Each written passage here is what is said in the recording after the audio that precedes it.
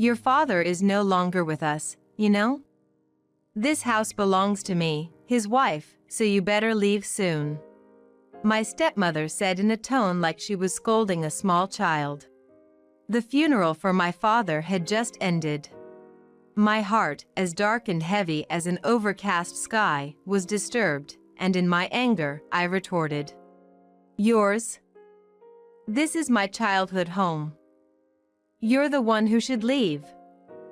After all your affairs with younger men, betraying my father over and over.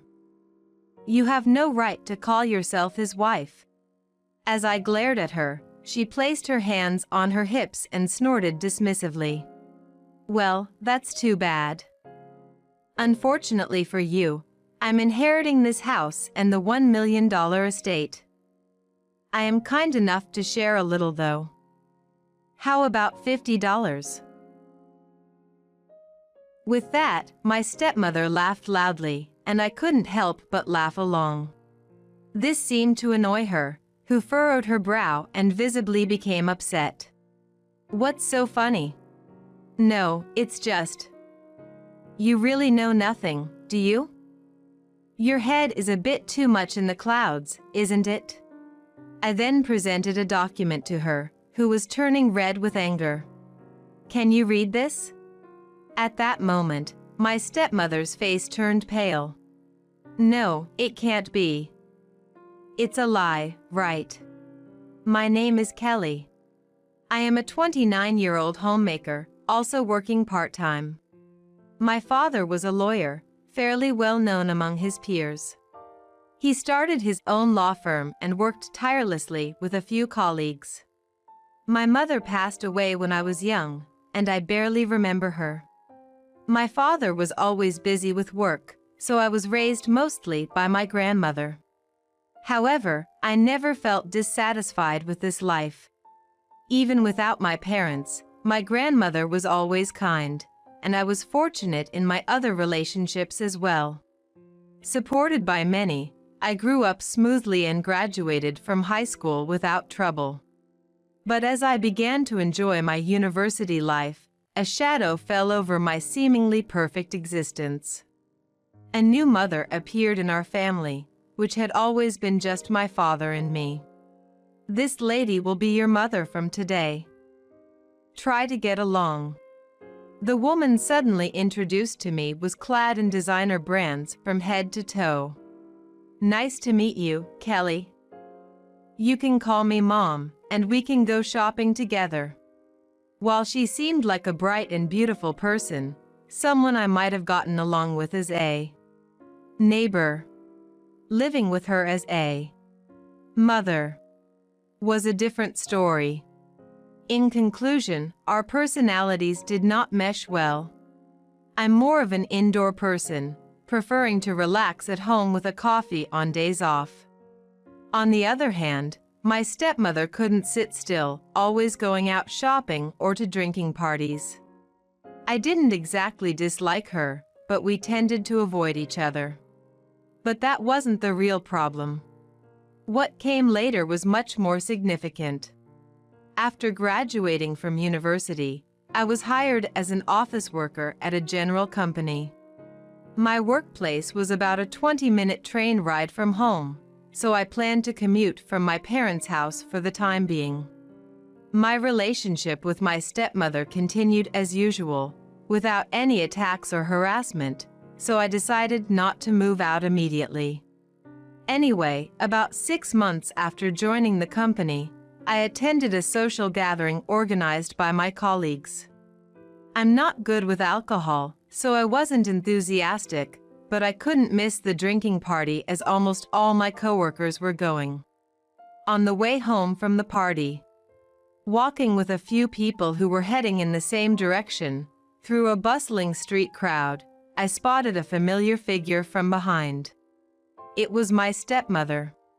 While thinking that this was where she was hanging out, I inadvertently looked next to her and noticed an unfamiliar young man walking alongside her.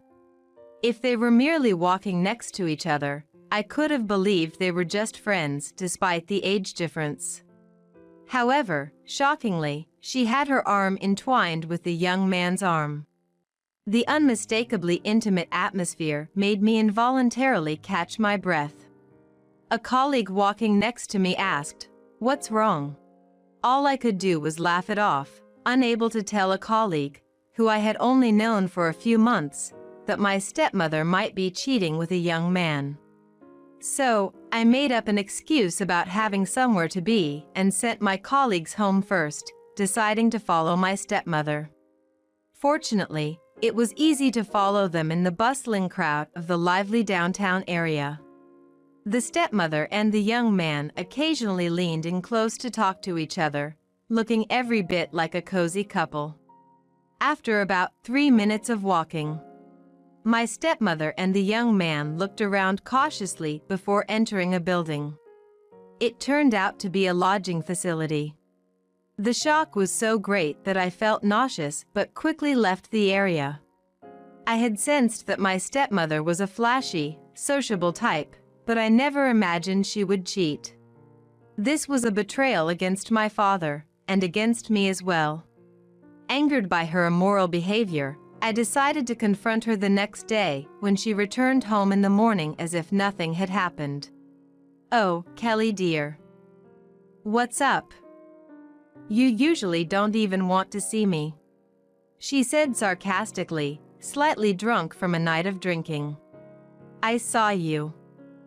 You were arm in arm with a young man entering a short-stay hotel. Try making an excuse for that." Caught off guard by my directness, my stepmother froze with her mouth open but quickly managed a wry smile. "Huh? Are you sure that was really me? You didn't see me from the front, right? Maybe it was someone who looks like me." She was implicitly challenging me to produce proof. That put me in a difficult position, because I didn't have any evidence. Even though I saw it with my own eyes, she could easily dodge the issue like this. "You're too naive, Kelly dear. Maybe it's because you're from a good family? You want to drive me out of the house, but that's too bad. Come back when you can prove it." With that, she lifted her chin triumphantly and looked down at me. Frustrated, I decided to prove her infidelity. I spent all the money I could on a private investigator, who after a week confirmed my suspicions. Astonishingly, it turned out that she was cheating with 3 different men at the same time, all of them young. Now armed with this information, I went to my father. He had always been busy since my childhood. "Dad, it's about the woman." My father glanced at me briefly before returning his gaze to the documents in front of him. "I'm busy now, talk later." "And it's Mom, not the woman." "I don't care about that. She's cheating." I was cut off as my father's smartphone rang. He answered it without excusing himself. It was always like this. Neglected by a father too busy with his work. It might sound immature for someone over 20, but it wasn't fair. What was I getting so heated about? What was I even expecting? It all seemed so foolish. Disillusioned, I decided to move out on my own, distancing myself physically from my father and stepmother. Living on my own for the first time was chaotic and challenging, but life was more comfortable without my indifferent father and my reckless stepmother. Years later, I started dating a senior colleague at work, and we eventually got married. After discussing it, we decided not to have a wedding ceremony. If I had a wedding ceremony, I would have to face my father and stepmother. I just couldn't accept that. Instead, I wore a wedding dress and sent only my father a photo of it. After that, the life of just my husband and me began. We were happiest planning our future life together, like building a house once we saved a bit more money or thinking about having children soon. In the years since I started living alone, I rarely heard from my father. So, It was a shock when his name appeared on my smartphone screen that day. "Hello. What do you want now?" The voice that came through the phone was of a man I didn't recognize. He introduced himself as one of my father's colleagues and said that my father had suddenly collapsed at work and was taken to the hospital. I was on a break at work, so I explained the situation to my boss and immediately took a taxi to the hospital where my father was taken. When I arrived at the hospital, there was a man in a suit standing at the entrance. It seemed he had come to meet me. He led me to a hospital room where my father lay in bed looking pale, with various tubes connected to him and not moving at all. "Dad." I involuntarily sat down beside the bed, and my father's colleague offered me a chair and said, "My father's colleague. We can't reach his wife." It seemed he had tried to contact my stepmother at the same time as me, but couldn't get through no matter how many times he called. Such bad timing in an emergency. My father's colleague said he would try to contact her again, but I couldn't trouble him further. Reluctantly, I decided to call my stepmother from my smartphone. I tried calling, but she didn't answer. 10 minutes later, I called again with the same result. About 30 minutes later, my stepmother finally called back. "What do you want? It's troublesome to receive so many calls. I have my own things to deal with." I finally got through. "Actually, Dad has collapsed and is now at the hospital. It's the big hospital in front of the station. When can you come?" As I relayed this with restrained irritation, my stepmother groaned. Then, in an unnaturally cheerful voice, she said, "Well, I can't make it.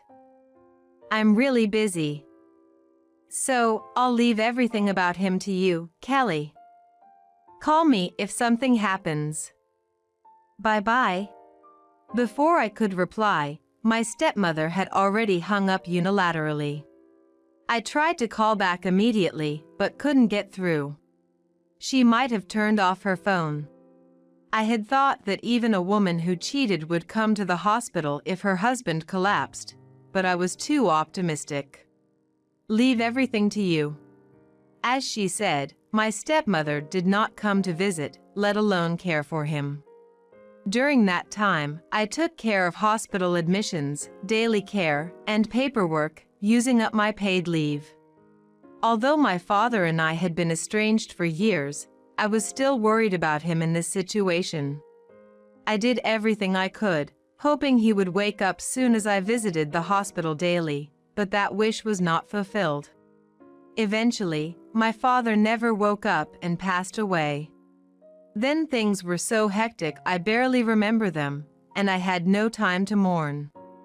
I had to contact lawyers and acquaintances from the law firm my father had started, arrange for the funeral, and there was a lot to do. The people from my father's office helped with contacting relevant parties, which was a relief, but my stepmother did nothing as she had said and only showed up on the day of the funeral. There, in front of everyone, she cried at my father's coffin. She hadn't helped when my father or I was in trouble, but she acted like a tragic heroine when others were watching. How far would she go in mocking people? At that moment, I found myself moving. I forcefully grabbed my stepmother's arm and took her outside the venue. "Enough. You are so insincere. Never show your face to me again." As I said this in anger, my stepmother immediately stopped crying. "Huh, what? Acting all high and mighty, huh? Fine, I'll leave for today. Just wait and see who will have the last laugh later." With those ominous words, she left with loud footsteps. 2 weeks later, after the funeral and once everything settled down, I visited my childhood home for the first time in years. I was there to start organizing my father's belongings in earnest. While I had previously moved documents related to his work to his law firm, personal items like his clothes and books had remained untouched.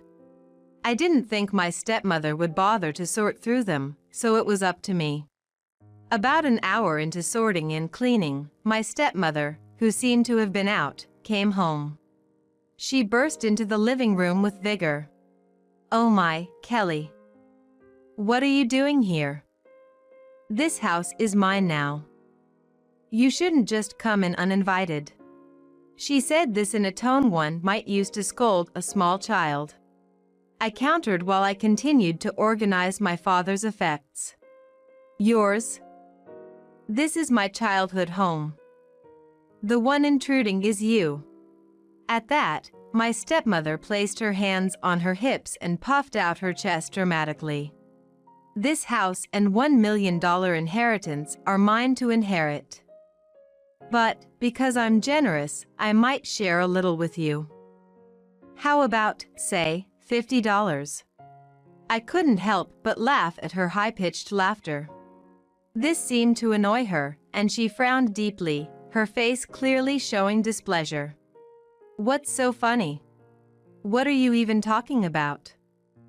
You have no right to the inheritance." As I said this, my stepmother froze as if time had stopped, and when she finally understood, her face turned red with anger. "I am his wife. It's only natural that I inherit the house and the money." Yes, his common-law wife, right? Common-law spouses aren't legal heirs. Didn't you know that? I widened my eyes and feigned surprise. You probably avoided submitting a marriage certificate to have an easy out when your affairs were discovered, but it backfired, didn't it? You're always sloppy when it matters most.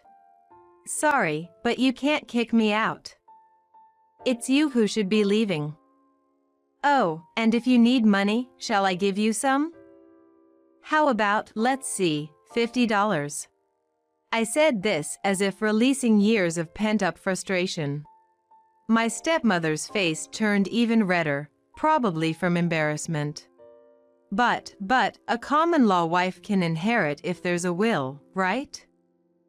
And what about being the beneficiary of a life insurance policy?